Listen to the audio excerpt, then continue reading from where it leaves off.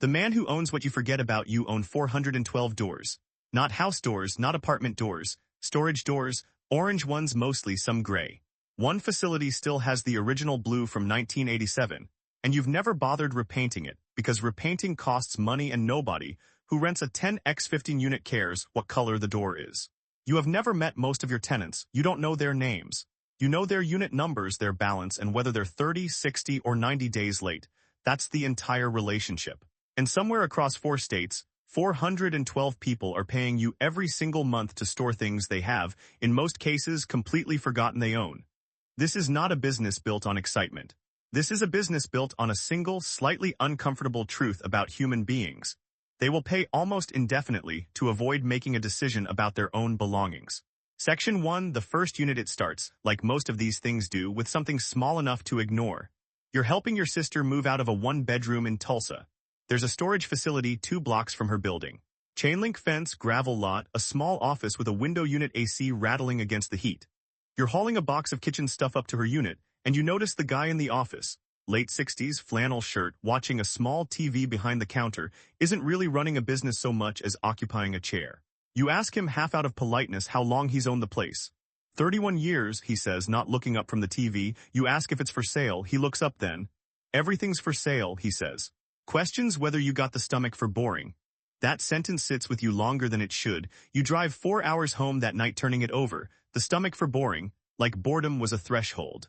Like most people fail not because the math doesn't work, but because the math is too quiet to hold their attention. You call him back 2 weeks later. Section 2, the numbers nobody posts about the facility, has 96 units. Mixed sizes. Occupancy sitting around 82%, which the old owner, his name is Walt, tells you almost apologetically, like 82% is something he should have fixed years ago. You do the math sitting in your truck in his gravel lot. Average rent across the units, $94 a month. 82 units occupied, more or less. That's roughly $7,700 a month in gross revenue. Expenses are almost embarrassingly small. No water bill to speak of. Storage units don't use water. Electric is mostly just security lighting. Property tax, insurance, a part-time guy who drives by twice a week to check locks and mow the gravel edges. Total monthly expense, Walt says, runs him about $1,900. Net, somewhere around $5,800 a month. Walt wants $410,000 for the whole property, land included. You sit with that number the way you'd sit with a chess move you didn't expect. Because $5,800 a month is $69,600 a year, and against a $410,000 purchase price, that's not a get-rich number. It's not the kind of thing you'd post about. It's a 17% annual return before you've done a single thing to improve it, and almost nobody in your life would understand why that number means anything at all. You put $90,000 down. Seller financing covers the rest at a rate Walt sets because Walt, it turns out, doesn't really want a bank involved either. He just wants someone who isn't going to let the place go to weeds. You shake his hand in the gravel lot. He hands you a key ring with 11 keys on it, most of which you'll spend the next 2 months figuring out. Nobody throws you a party. Your coworker doesn't know. Your mother thinks you bought some land in Oklahoma, which isn't wrong exactly, it's just incomplete in a way that suits you fine. Section 3, the parts nobody tells you. Here's what surprises you in the first 90 days. It isn't the facility that needs work. It's the system. Walt has been running AutoPay through a system that still uses paper ledgers as backup, because the software he installed in 2009 occasionally double charges people, and he's never trusted it fully since. You spend a weekend just digitizing what exists. You find 6 units that have been delinquent for over 4 months that Walt simply hadn't gotten around to auctioning off. Because auctioning a unit means dealing with people, and dealing with people was never really Walt's strength. You learn the auction process. It's almost absurdly simple. 60 days delinquent, you send a certified letter. 30 more days, you can legally auction the contents to recover the debt. You post it, a handful of resellers show up, the kind of people who do this as their own quiet side business, flipping abandoned storage units the way other people flip houses. And they bid against each other for a unit they've never seen the inside of, sight unseen, based on a flashlight glance through a half-open door. One of the 6 units goes for $340. Inside, the buyer later tells you, were 3 boxes of Beanie Babies, a broken treadmill, and what turned out to be a fairly valuable set of vintage fishing reels he resold for $1,100 on his own. You make $340. He makes the spread. Everyone leaves satisfied. The unit is empty again within a week, and within 3 weeks it's re-rented to someone storing furniture during a divorce. This is the part that nobody puts in a pitch deck.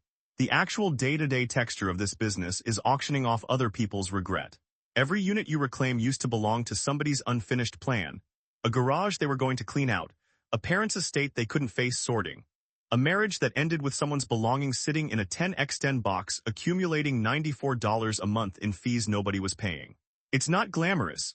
It's not even, if you're honest with yourself, entirely comfortable. But it is profitable in a way that has almost nothing to do with luck and almost everything to do with simply showing up to the boring parts other people avoid. Section 4 scaling without being seen 18 months in, the Tulsa facility is running at 94% occupancy.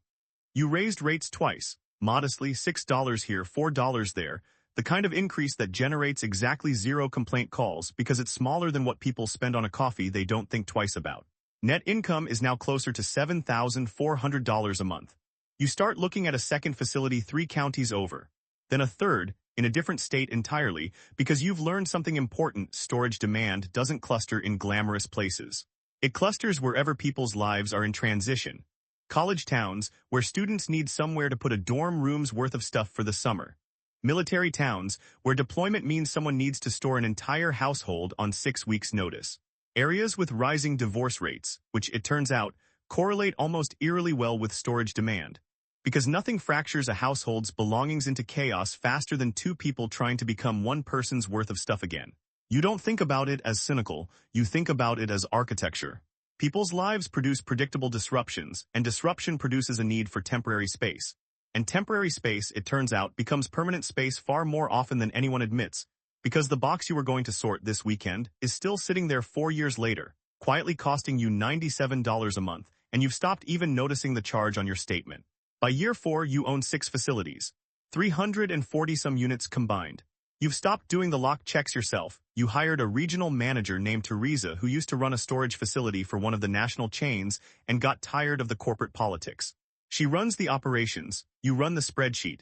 Combined net income across 6 properties, just under $31,000 a month. You still drive a truck with 140,000 miles on it. You still wear the same 3 flannel shirts in rotation because nobody at a storage facility cares what you're wearing, and you've never seen the point of caring either. Section 5. The friend who asks your friend Dave finds out almost by accident. You're helping him move a couch and he asks, kind of offhand, what you've been up to for work the past few years, because the last he knew you were doing something in logistics. I own some storage facilities, you say. He laughs like it's a joke, then realizes it isn't. How many units? A few hundred. Dave goes quiet for a second in the way people do when a number doesn't match the person standing in front of them holding the other end of a couch. He asks if you'd help him get into it. He's got maybe $40,000 saved, wants to know if that's enough to start.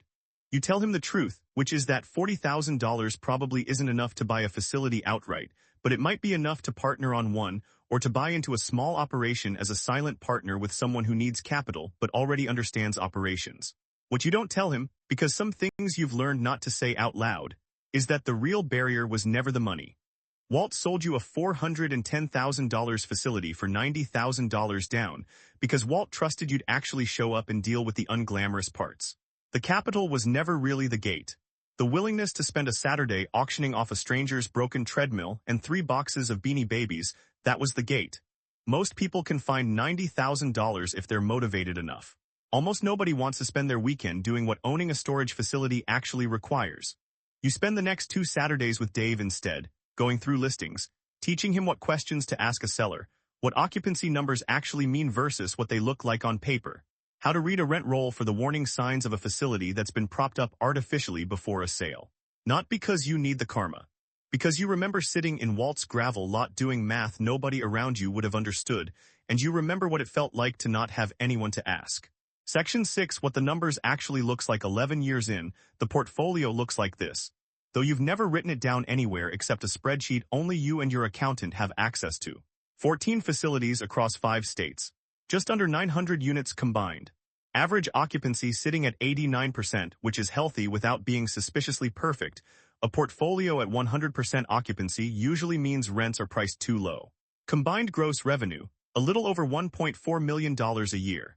Combined net, after all expenses, debt service, and Teresa's now expanded regional team, roughly $740,000 a year. You still live in the same house you bought 9 years ago. 3-bedroom, modest, in a town nobody would call exciting. The mortgage has been paid off for 2 years, the way these things tend to go once the cash flow stops being a question and starts being a fact you almost stop noticing. The truck finally died at 190,000 miles. You replaced it with another truck, used, paid in cash, because you've never seen the appeal of a payment on something that loses value the moment you drive it off a lot. Nobody at your gym knows. Nobody at the hardware store where you buy padlocks in bulk for the auctioned units knows. The number exists almost entirely on paper, in a quarterly report your accountant emails you that you read at your kitchen table on Sunday mornings with the same flat attention you'd give a weather report. Section 7, the quiet math. Here's the thing almost nobody tells you about businesses like this. The wealth was never really the point, not in the way people assume. The point was the architecture underneath it. A storage facility doesn't need you to be charming. It doesn't need a pitch deck, a brand voice, a content strategy, or a single follower. It needs gravel maintained, locks checked, rent collected, and the occasional Saturday spent dealing with someone else's abandoned regret. It is, in the most literal sense, a business built on forgetting. People forget what they own.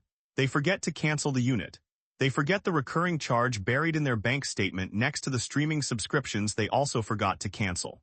And in that forgetting, multiplied across 400, then 900 units across years, across states, something accumulates that looks, from a distance, almost nothing like what people picture when they picture wealth. There's no helicopter. There's no watch worth explaining. There's a man in a flannel shirt with a key ring, standing in a gravel lot, doing math that nobody around him would understand even if you showed them the spreadsheet directly. And somewhere right now, in a unit you haven't visited in over a year, someone's belongings sit quietly in the dark, costing them $97 a month, while you drive home in a truck with a crack in the windshield you've been meaning to fix for 6 months. You don't fix it, there's no rush, the rent comes in either way.